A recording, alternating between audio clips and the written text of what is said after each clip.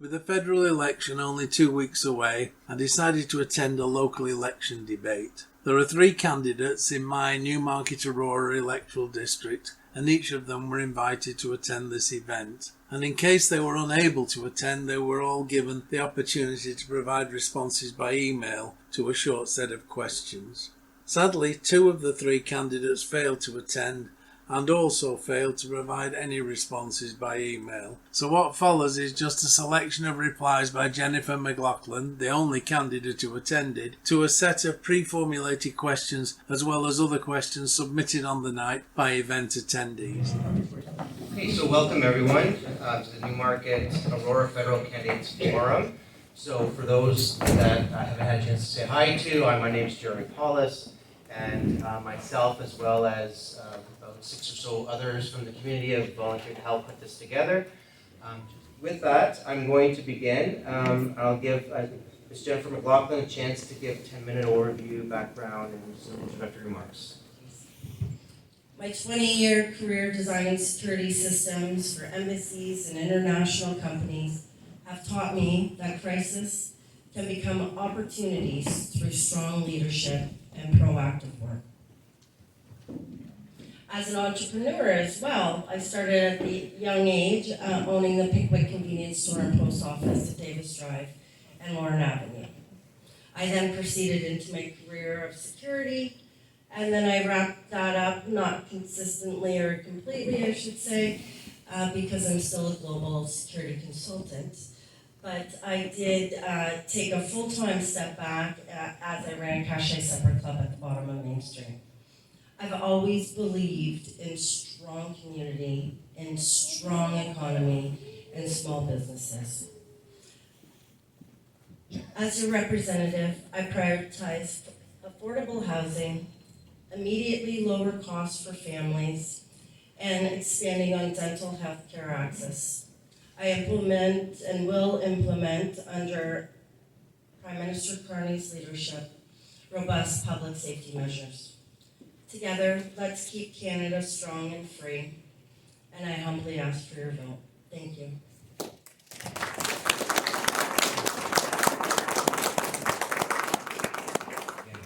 What is the best way to transform our relationship with our American neighbors, and how can those in the Newmarket-Aurora riding help? Thank you. A Liberal Mark Carney government will maintain constructive local relationships with individual American states and cities, despite current tensions with the national level. We will support Newmarket-Aurora businesses in diversifying their trade markets beyond the U.S., reducing vulnerability to external economic pressures. We will invest in local training. We will invest in infrastructure to help our community build resilience against economic uncertainty. We will continue to firmly defend our sovereignty against the U.S. tariffs and encouraging diplomatic avenues for future collaboration. Again, how do you believe other countries portray Canada's role in the international arena, and what will you do to enhance perceptions? Thank you. A Liberal Mark Carney government will actively, as we've seen, re-engage in international diplomacy. We will diversify Canada's global trade market even further and be beyond dependent on the U.S. We have maintained a respected international image. We have maintained international investment, but we must clearly reassert global leadership in response to President Trump's aggressive tariffs. We will consistently advocate for democratic values, human rights, peace-building initiatives, and solutions to global conflicts, including clear support for all parties that need our help. The next phase was public safety and well-being.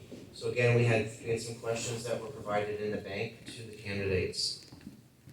Who, in your opinion, are most suffering in the Newmarket-Aurora riding, and what policies will you do to support and improve this? We recognize that families, youth, and seniors are suffering the most from this economic uncertainty. A Liberal Mark Carney government will eliminate GST for first-time homebuyers, double affordable housing construction, provide middle-class tax cuts, and expand, as we've seen, the dental care. We will provide an $8,000 apprenticeship grant, improve access to union training programs, and enhance labor mobility tax deduction, creating more high-paying local jobs. We will invest significantly in healthcare, pharmacare, mental health support, and ensure strong protections for seniors and vulnerable individuals. What are examples of how you personally helped to ensure that refugees and newcomers were safe, healthy, and enabled to flourish in our riding or broader in Canada? Thank you. I've actively volunteered and supported community initiatives helping refugees, newcomers, with settlement, employment, language, and training, and housing support. And I can elaborate a little bit on that. I think a lot of you probably know about my Ukraine pop-up that we had at Cache and the support that we had. The importance of that for me was to help these ladies who are already here safe. They were single moms and they had their sons with them here as well. And as they worked and served and cleaned in my restaurants, their dignity was at still having a problem. It was lacking.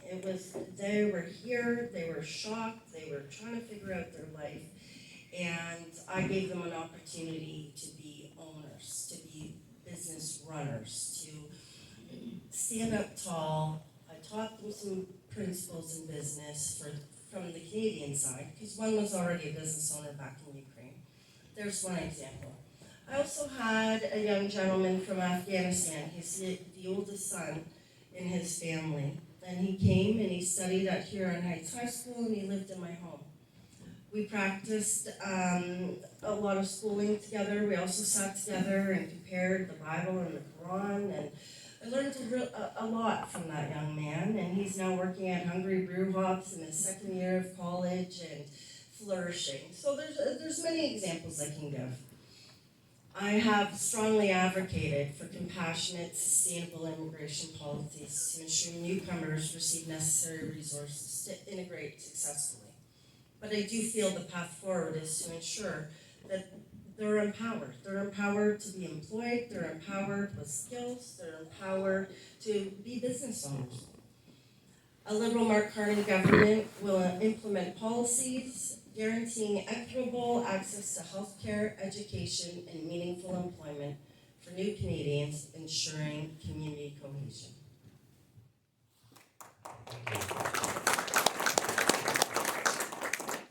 Thank you.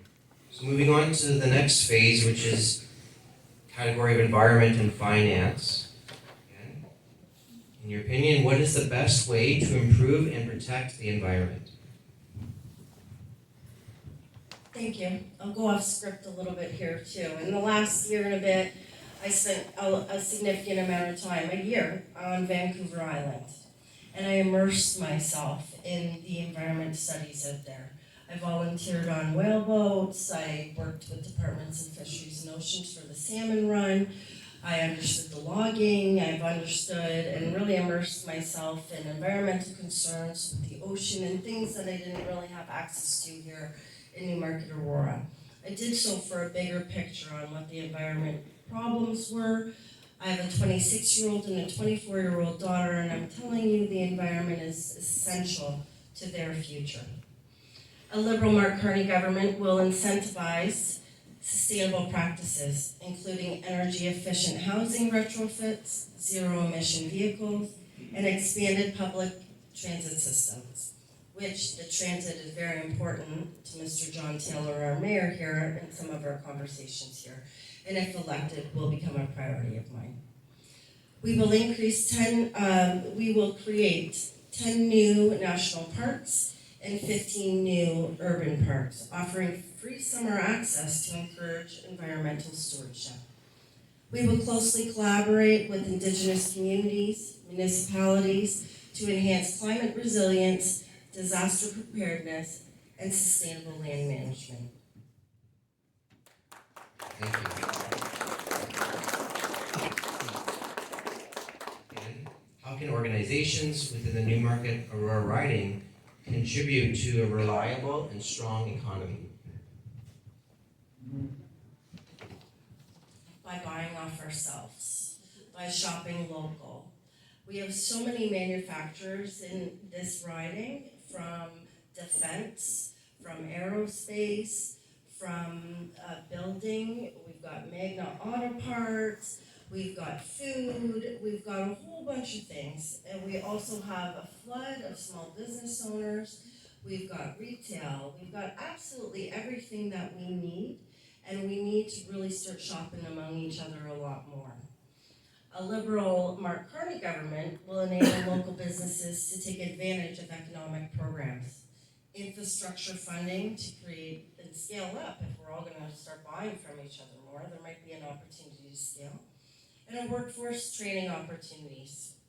We will expand apprenticeship opportunities, doubling funding for union training, innovation programs.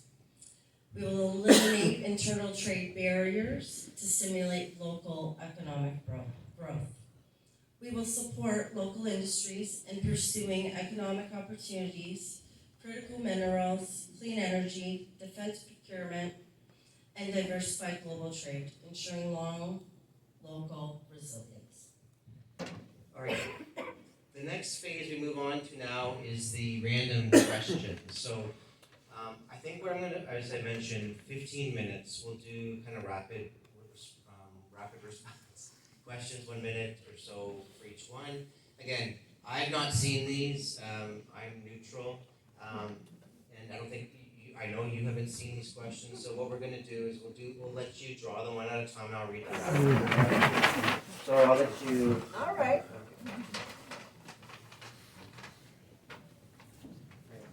Okay. So do a read.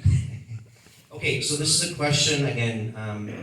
You have a minute. I'll give you a chance to reflect, and then we'll give you. As soon as you start, we'll kind of give a timer here. But so this, we're not going to fret too much. But what is your party's position on removing charitable status for religious organizations? Do you want to repeat it, or you're good? No, I got it. I haven't heard the official answer from the party, and I don't need it. As your representative here, as a Christian woman in Newmarket-Aurora, I can tell you that I'll advocate to ensure that churches do not lose their charitable status. Churches of all kinds, a mosque, a synagogue, a Christian church, it doesn't matter, a temple, it doesn't matter. These are congregations that come together that service this community with meals, with clothing, with mental health support, with religious training, with comfort and support. And if that's not a charity, I don't know what is.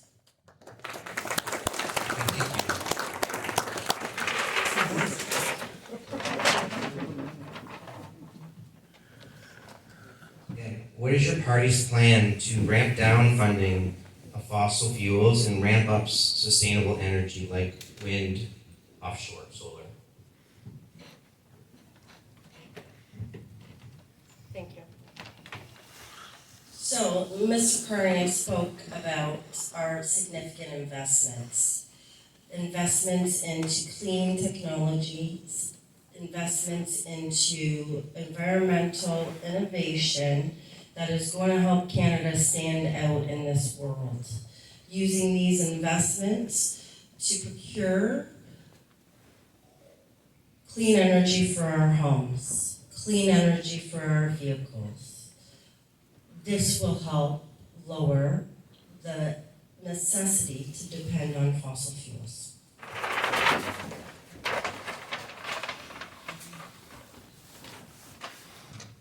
How will you address affordable housing and the rising cost of living?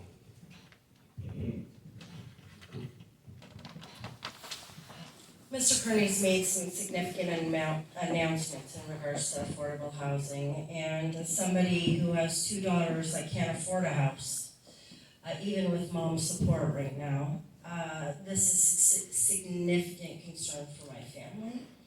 It is one of the reasons why I've put my hand up, and it is something that Prime Minister Carney is addressing as one of the top priorities we have outside of our sovereignty. The importance of a home is significant to all of us, and the affordability of same is important to our mental health. It's important to our greater economy.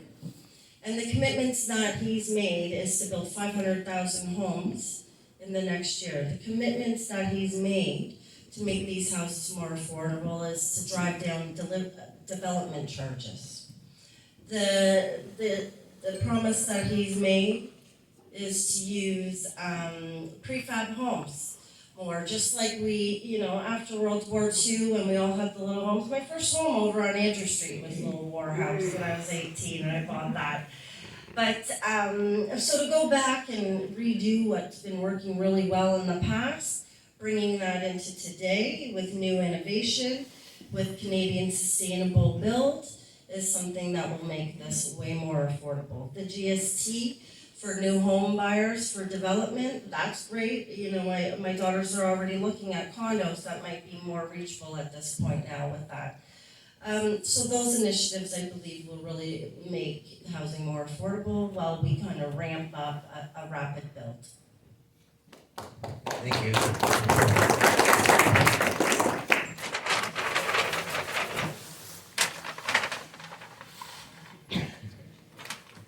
Again, I'm wondering if you think that that your character positively reflects the people of Newmarket-Aurora. Yes, absolutely. I think as a business owner, as somebody who's coached rep soccer, somebody that has been a part of dance and cheerleading here with my daughters, I've hired many people in this community from back when I was a teenager to as of late with the restaurant, and I champion togetherness. We are a community. I was a board member on the BIA for Main Street Newmarket for a term, and I can tell you that I am completely aligned with the culture in this community. The diversity, the respect, the environment, and just togetherness that this community represents. We are a small community in a large urban environment, which is really, really neat that we have that culture. And I do fit right on in.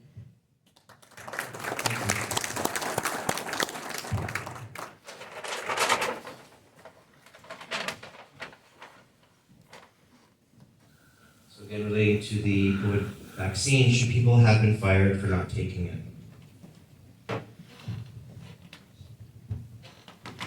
Well, that's interesting. Way back, playback.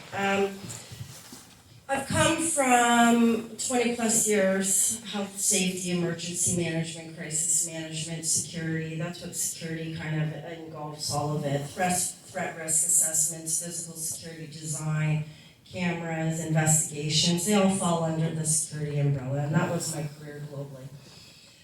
Continues to be until hopefully I'm awarded this position and I can sit on a committee and talk all about that. In regards to the vaccine itself and people, the direct question if they should have been fired, that's not for me to answer. It is for me to answer that emergency management and the containment of virus was very essential for us to get through that crisis, and I am pro-vaccine.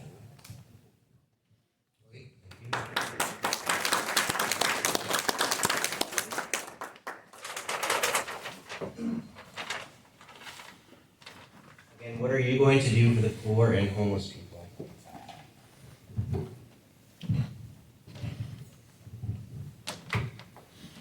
I'm just going to speak to me personally if I'm a member of parliament, and I'm going to back it up in case you don't know me. I don't know if anyone knew Larry Woodcock here, who was homeless and hung out on Main Street for the majority of his life, drawing great pictures for everybody. At the tail end of his life, I invited Larry in to live in my home. Larry lived with us for the last couple of years of his life, and I'm only sharing that because I care about homeless people. I care about the vulnerable. I genuinely walk the walk, and I gave Larry that moment in his last days, surrounded by a community. He passed an hour before he passed at South Lake Hospital. He was given Maid's cottage butter tart, and by a member of the community that I had said, Larry's in the hospital if you want to go visit. That's the care of a homeless man on our main street. And I'm going to continue to do so. When I owned the restaurant, I hired in from the Colt to come and do the maintenance and lawn maintenance. I support Blue Door's Construct program, where people in transition learn a new skill, or you get refreshed and get out there and start earning. I think addressing mental health is important, but not everybody that's going through an economic crisis has a mental health problem either. So I've done significant support to the food pantry. I was project manager on the Cereal Center kitchen, and donated a lot of my time to build that as well. Again, it's really, really key for me as your member to really bring this whole community together. I see a lot of silos even in our not-for-profits, and I think that's important to stay true to a core value business of that not-for-profit, but I think there's a lot of cross assistance we could all give each other. And for me as a member, that's what I would do to help address this homeless scenario.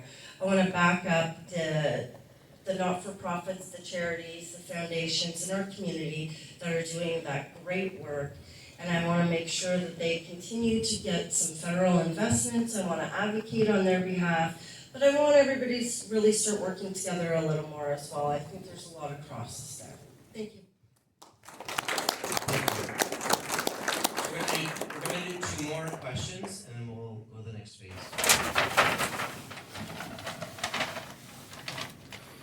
Okay. What is your position on border security and illegal immigration?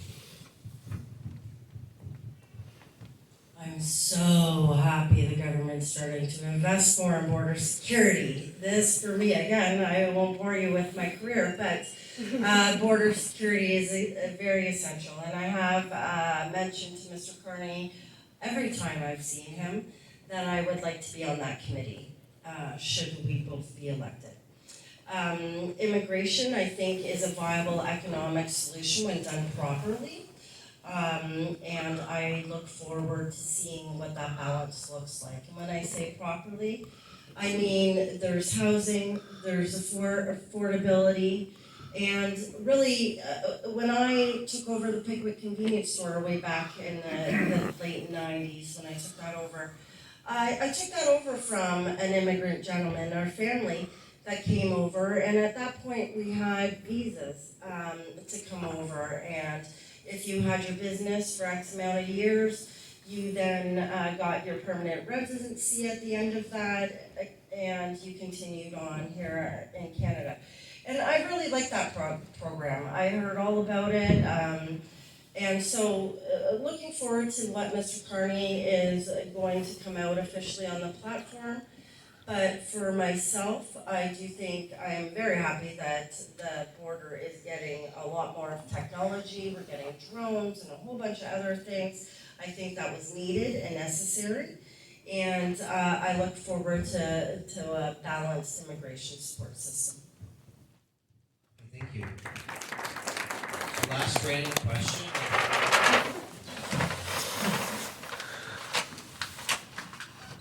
How do you plan to balance the budget? So be, I guess, you and your party. Well, I really have a simple answer for that. Mr. Kearney is a world-renowned economist. So how I personally plan to budget is to follow the leader's lead. His recommendations, you hear his announcements coming out on affordability, on housing, on our sovereignty, on economic development, on the training supports, he's gonna balance the budget. I have no doubt about that. And with regards to the current Charter of Rights and Freedoms, how do you see that living in action, that supremacy of God principle within the Charter? And what do you see as potentially an opportunity to change, if anything, that perspective that you have?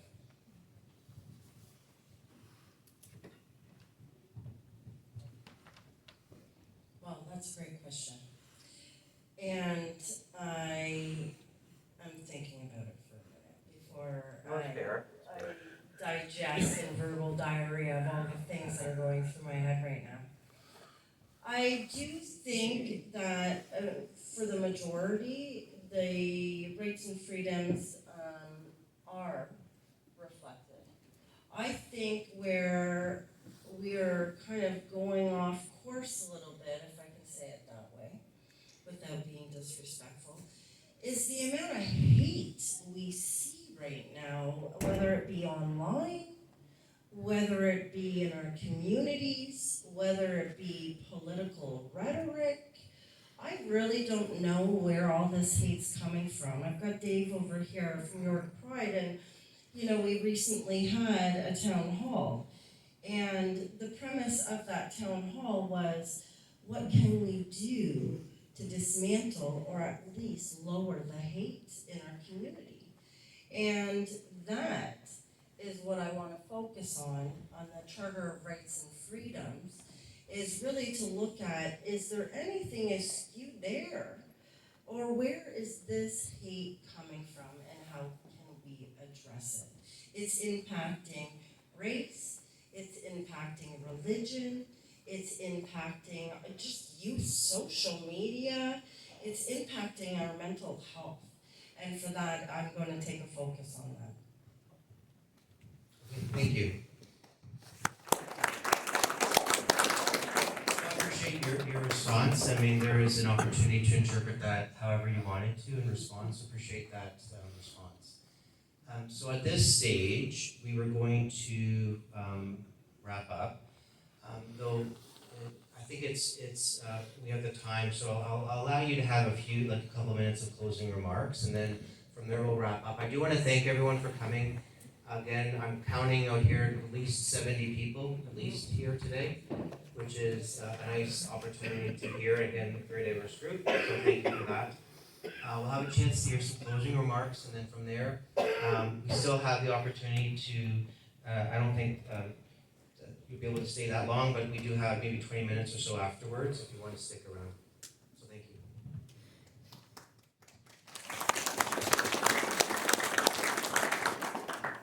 Well, thank you again, Lisa, Jeremy, all of you for coming here tonight. Thank you for asking your honest questions. And if I didn't get to your question in the envelope, please make sure you come over and have a conversation with me. And if I do have to leave before I get to that, again, my office is over on Main Street. Please drop over. I also have cards I'm going to leave here over by the coffee station there. Just grab my card. The phone number on that goes direct to me. So you can reach out to me. If I don't answer right away, it takes me maybe 24 hours to get back to you. I'll get back to you though. I pledge that as your MP, I will tirelessly represent Newmarket-Aurora. I've done that when nobody's asked me to do that previously, when I've owned my businesses, when I've done all the community service work here. And if I am humble and honored to serve as your member of parliament, I will continue to do that behavior. I will ensure that I will advocate for affordability. I will advocate and be a conversation at the table for economic resilience. I will help design and ensure a robust public safety measures are in place for our community, including the online discussions, including the social media hatred, including the cyber security, fraud, phishing, everything we go through. This is a problem for us, and I will advocate for that resolve. I promise I will advocate for environmental sustainability. I will advocate for our sovereignty. I will advocate for social inclusivity. Together, let's ensure that Canada remains strong, free, and prosperous. And please vote with me in this election as I vote for Mr. Carney.